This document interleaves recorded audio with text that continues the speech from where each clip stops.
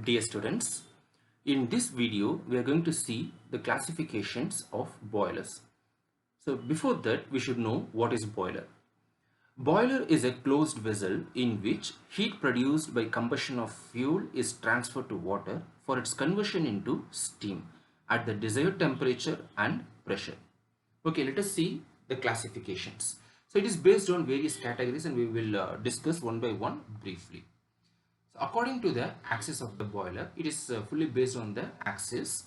It is broadly classified into three types. One is horizontal boiler. If the axis of the boiler shell is horizontal, then it is called horizontal boiler.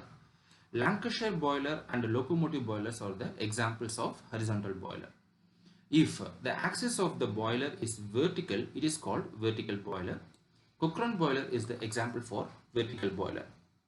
And if the axis of the boiler is inclined, then it is known as inclined boiler. According to the position of the boiler, the boilers in which the hot gases are inside the tubes and the water is surrounding the tubes, it is called fire tube boiler. Cochrane, Lancashire and locomotive boilers are the types of fire tube boiler. The boilers in which the water is inside the tube and the hot gases surround them, it is called water tube boiler. Babcock and Wilcox boiler are the best example of water tube boiler. Next one is according to the circulation of the fluid. That may be the fluid may be water or gas. It is classified into two types. One is forced circulation boiler and another one is natural circulation boiler. In the boilers, if the circulation of water is done by a pump, then they are known as forced circulation boilers. So Velox boiler, Lemon boiler, Benson boiler are the types of forced circulation boiler. In the boiler, if the circulation of water takes place due to the difference in density of the fluid resulting from difference in temperature, then it is known as natural circulation boiler. So Lancashire boiler, Babcock and Wilcox boiler are the examples of circulation of natural circulation boiler. Okay, next one is according to the pressure level. So the first one is a high pressure steam boiler. It is one in which the working pressure of the boiler is more than 25 bar. So Babcock and Wilcox boiler is the best example for high pressure steam boiler.